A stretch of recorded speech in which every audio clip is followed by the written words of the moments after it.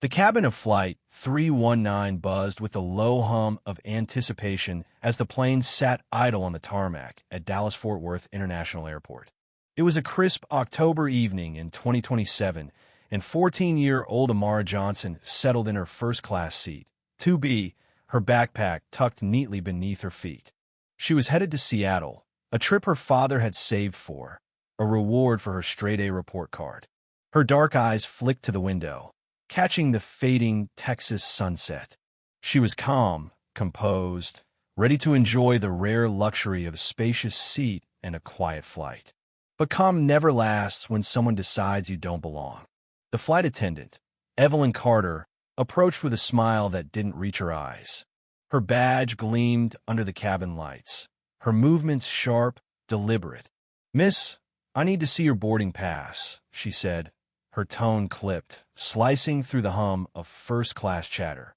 Amara, unfazed, pulled the pass from her jacket and handed it over. "Seat 2B, first class," she said softly, her voice steady.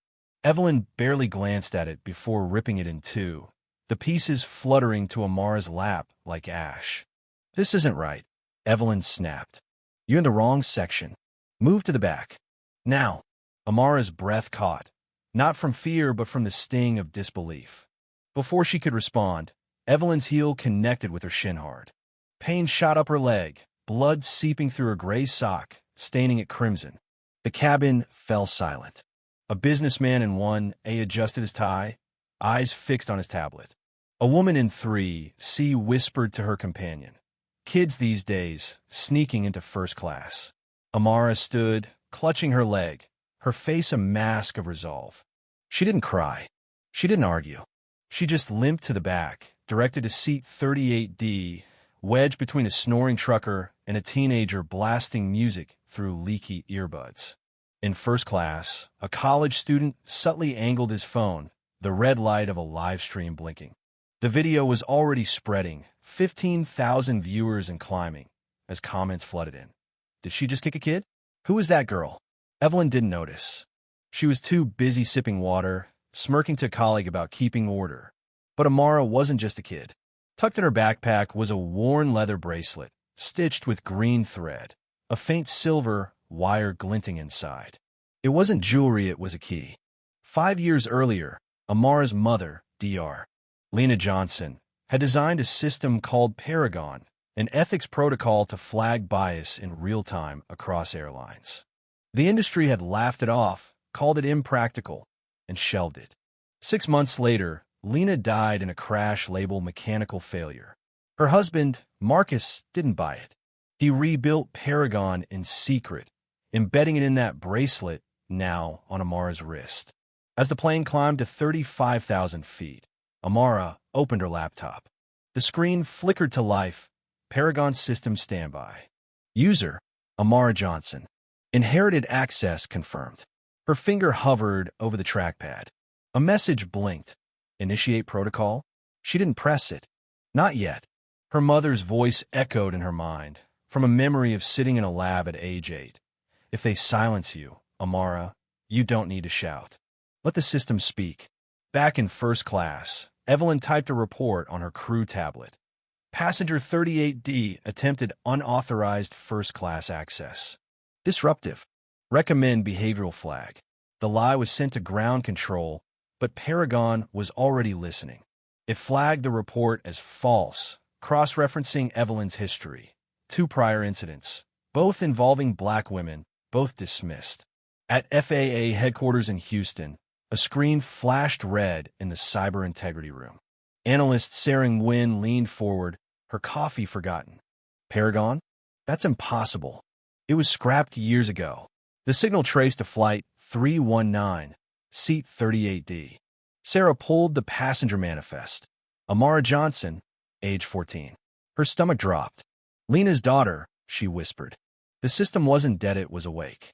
Across the country, Paragon's handshake rippled, freezing boarding systems in Miami, glitching kiosks in San Francisco, locking loyalty scanners in London. Airports ground to a halt. Back on the plane, Amara's laptop pinged. False report logged. Retaliatory action detected. Evelyn's past, was exposed every buried complaint, every scrub file. The tension snapped when Evelyn called airline brass, demanding Amara's detainment. The response was ice cold. "You struck the daughter of Lena Johnson, who built Paragon. Your call is archived. You're done."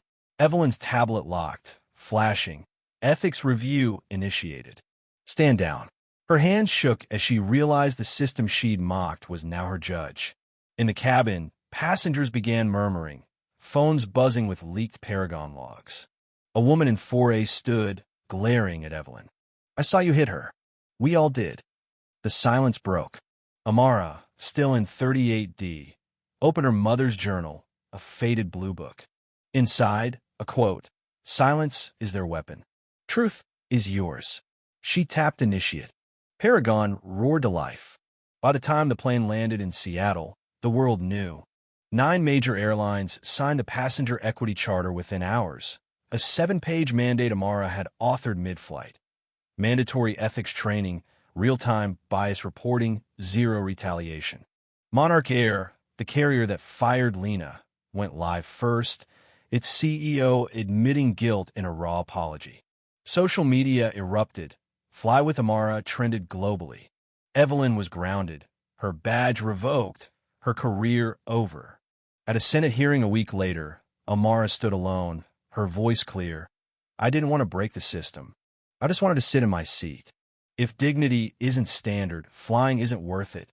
A retired engineer, Evelyn's father, stood in the crowd, apologizing for his daughter's actions, his voice breaking.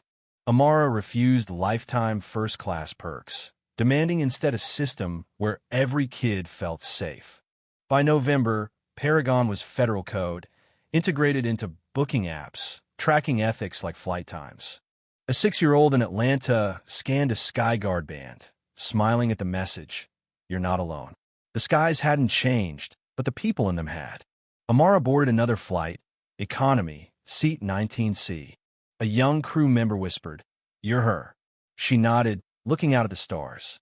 The system remembered. So who did she? What would you do if you were Amara? Should airlines prioritize profit or dignity? Can a teenager really change an industry? Or is this just a fairy tale? Comment below, like, and subscribe for more stories that make you think.